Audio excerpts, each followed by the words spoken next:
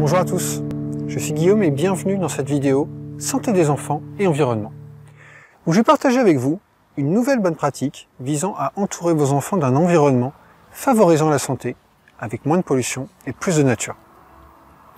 Elle est directement issue du livre Comment naissent les maladies et que faire pour rester en bonne santé de Dominique Bellepomme, qui est notamment connu pour être à l'origine de l'appel de Paris. Et cette bonne pratique, c'est, pour les vêtements directement au contact de la peau, éviter les textiles à base de polymères industriels. Préférez l'usage du coton. L'auteur écrit notamment, je cite, « Les allergies et les intolérances cutanées sont de plus en plus fréquentes. Bon nombre de textiles à base de polymères fabriqués par l'industrie sont toxiques pour la peau et donc source d'intolérance cutanée. » Cette bonne pratique fait notamment écho à des travaux réalisés par l'INERIS dans le cadre de la stratégie nationale sur les perturbateurs endocriniens.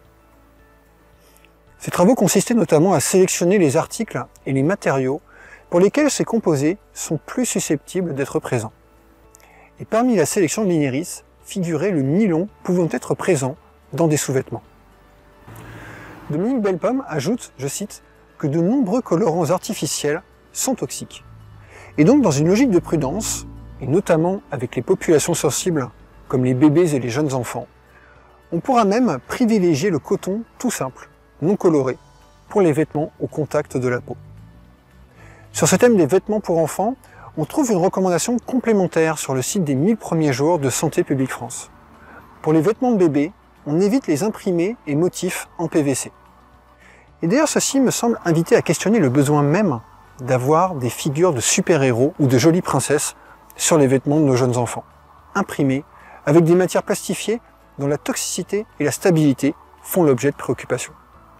Voilà pour cette bonne pratique de santé environnementale pour parents. Si ça vous paraît utile, je vous invite à cliquer sur le bouton j'aime et à la partager pour contribuer à sa diffusion. Vous pouvez aussi vous abonner à la chaîne YouTube en activant la cloche pour être tenu informé de la publication des prochaines vidéos. Et en complément, vous êtes libre de recevoir mon guide offert pour accompagner vos premiers pas en santé environnementale pour parents. Le lien est dans la description. Et en attendant, je vous invite à faire partie des parents verts et prudents, des parents qui privilégient les vêtements en coton simple au contact de la peau des enfants. À bientôt.